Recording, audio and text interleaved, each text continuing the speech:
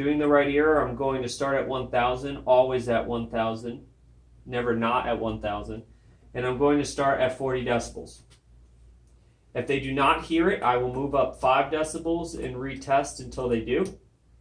If I present it at 40 and they do hear it, I'm going to go down 10 and go down 10 until they don't hear it, and then up 5. Always double checking my work. I will use this technique to go from 1,000 up to 8,000. I will double check 1,000 and then start moving down to 250. Always double checking 1,000. So what I want to go over is, first, what we have here is I've completed the right air scores on the patient. You can see that it's a mild to moderate loss. It is fairly good. And so far, no curveballs. So I'm going to go ahead and I'm going to start my left.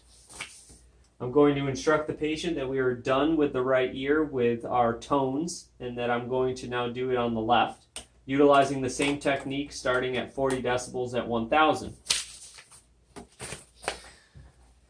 What happened was as soon as I did it, I realized that the ear is completely profound. In the case that we're dealing with, this patient probably should have known that to let me know that I should have started with the right. This probably wouldn't have gone unnoticed by the patient.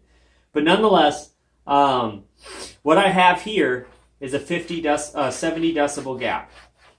And I know that if I have a 70 decibel gap with inserts, which is what I'm utilizing for all of the videos, I'm going to have to mask for air. And that 70 decibel gap is between the left and right air score, or the better bone score, and the worst air score. We haven't done bone, that comes next, but I already have a 70 decibel gap. Because I can't mask too often, instead of doing all of this in air just to go back and mask some of the frequencies, let's just go ahead and start masking. What I want to show you here is that I've now gone and masked, and I've gotten a response. There was at no point I had no response. Nonetheless, this is very profound, and this is how I masked. At each frequency, I would go to my right ear and say I was going to be masking at 1,000. The right ear is my non-test ear that I'm going to put masking noise into. So I'm going to add 10 decibels. So I'm going to start at 30 decibels of narrow band noise, and then I'm going to follow the plateau method to make sure that I have effective masking. I'm basically going to keep increasing my masking until all of a sudden my threshold doesn't change. And then at that point, I'll know that I am properly masking. And there's another video on the plateau method to watch that. So that's how I mask for each of my frequencies for air. And now that I have my masked air, I have a very good right, I'm going to start doing bone. What I'm going to do is explain to the patient that we're going to go into a second part of the test, and then I'm going to be utilizing an oscillator that I will be putting on their head like a headband, and that I would be coming into the booth.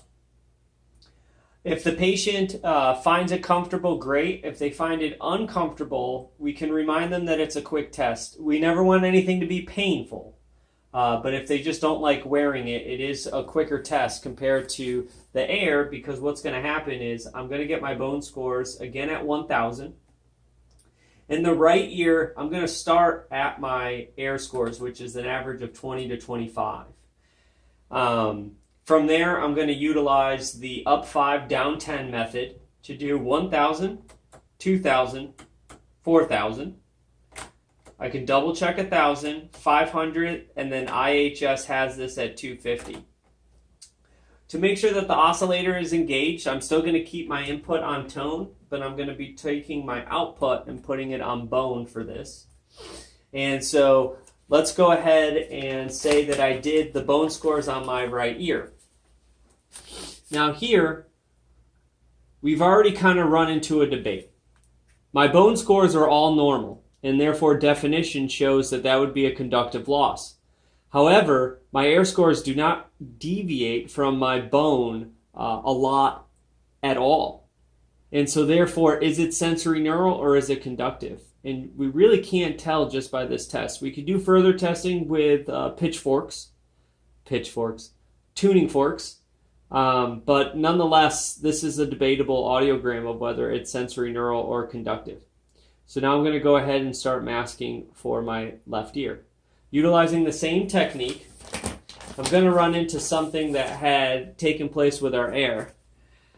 I got a response, but it's way beyond my 15 decibel gap, which is my bone score masking rule, which is if I have a 15 decibel gap or more, I'm going to have to mask. So once again, let's not waste time. Let's just go ahead and mask for the left ear and see what happens. Okay, so after doing bone on my left mask, I found that I did have a gigantic gap. Because my bone scores are below normal, this would be considered a mixed hearing loss. You can see at 2,000 and 4,000 I had no response. And how I masked for this was in the non-test ear, I took the frequency, added 10, but with bone I also have to add an occlusion effect. At 500 I have to add another 15. At 1,000 I have to add 10.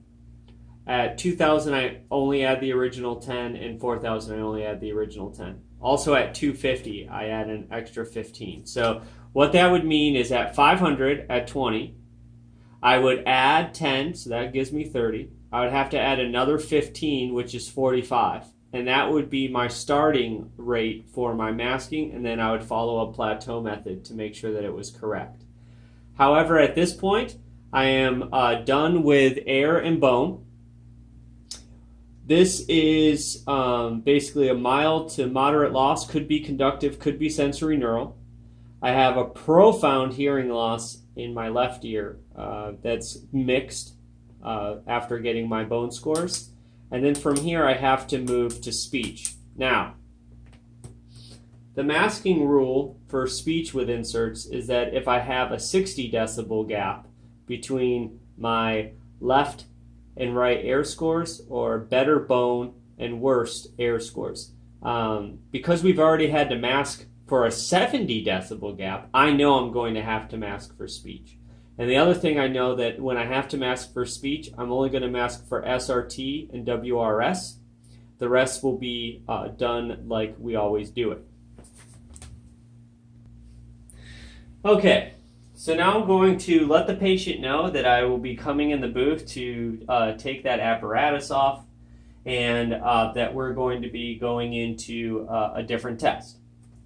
Once I'm all set, I can take my input, turn it over to mic, put my output back on tone, and on this audiometer I hit reverse to keep the stimulus on constantly, and I'm live in both ears with my mic. That means I'm no longer controlling my talk forward with this volume button, but I'm actually controlling it with the decibels on each dial here. So the first thing I want to do is I want to go over my SRT. It's always SRT, MCL, and UCL. And how I do this is I basically am going to get the PTA of that ear by utilizing the audiogram. And then I'm going to start my SRT at that, because my SRT should be right at the PTA, and if it does deviate, it shouldn't deviate more than 10 decibels in either direction. So that would mean that in the right ear, my SRT is going to be somewhere around 25. What's going to happen is I'm going to read them spondee words and basically kind of find the situation by going up 5, down 10 to make sure that I'm correct. Now what I have to do is I have to mask to do my SRT in my left ear. I'm already going to be starting the SRT extremely loud. I would probably, again, start it at 40 or 50 before I went up to my PTA, because it basically states that we'd be doing it somewhere around 90. There's a good chance that we just won't even get a response. But to mask for my SRT, I'm going to take my SRT, which I found to be at 25 after I was done with the right ear, add 10 to that, always using narrow band noise as my masker. And then again, I can do a plateau method to make sure that that is correct. But what will happen is now I can get my SRT in the left ear, and if it's no response, I'll know that that's accurate. After I'm done with that, I will get the MCL on both of my ears. The MCL should be 20 to 40 decibels higher than your SRT. Once I get the MCL, I will then use that and just go up 5 decibels until I reach my UCL. Again, that UCL is utilizing a speech UCL. This tells me a lot about my dynamic range. However, a discrete UCL should be done with my air tones, and doing the pure tones with my UCL at every frequency, it will really help during my first fit. So understand that your speech UCL is not the same as discrete UCL. From there, I can start to move on to my word recognition score. So after doing all of my speech, what we'll notice here is that I got an SRT of 25 on the right ear. I added 20 because my MCL should be 20 to 40 decibels above it. It was right at 20. And then conveniently, my UCL was 65. I did get a response as an SRT in my profound ear. And obviously, if you don't get a response for an SRT, you're not going to get a response for MCL or UCL. But you can also see that it is extremely high, and my MCL is only 5 decibels higher than my SRT. And my UCL was something that I basically didn't reach, because at 110, they still weren't saying that it was uncomfortable. But here's the curveball. In the left ear, with my word discrimination, they scored 40, which is pretty optimistic for that profound hearing. With my right, I scored 80, and with both ears, I got a 32. Now, the first thing that we want to go over is how did I end up masking for that word discrim? So, what I basically did is I utilized the MCLs. So, what I was going to do is I had an MCL of 45 in the right ear, and I had an MCL of 80 in my left ear. What I'm going to do is I'm going to decrease my test ear's MCL by 20, which in this case would give me 60. I'm then going to present 60 decibels of narrow band noise into my right ear that I'm masking. And then from there, that's my starting point. So that's how I figured out how much masking noise I was going to need to mask to do my word recognition score in the left ear. So once again, we come back to having 40 in the left ear, 80 in the right, and then 32. And this is called binaural degradation, which is basically saying that when I try to aid both ears, I'll probably have less success than if I just aided the one ear. Okay? And so now we have to figure out what might be best for the patient. Okay, so let's take a look at our audiogram again. Because of that, I have two choices. Do I want to utilize a cross or a monaural fit?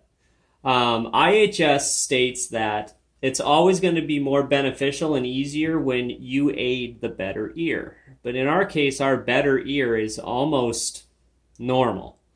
So the debate is, do I want to see how well I can get the left to hear, or do I want to just basically make that right ear as perfect as possible? Okay, so that's the first debate.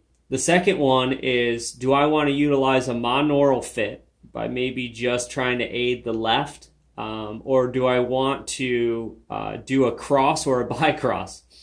Now, a cross could work because I would be transferring the information from the left ear over to the right, and I could get away with not aiding it. But because I have some loss, even though it might be mild to moderate, a bicross would still be really smart.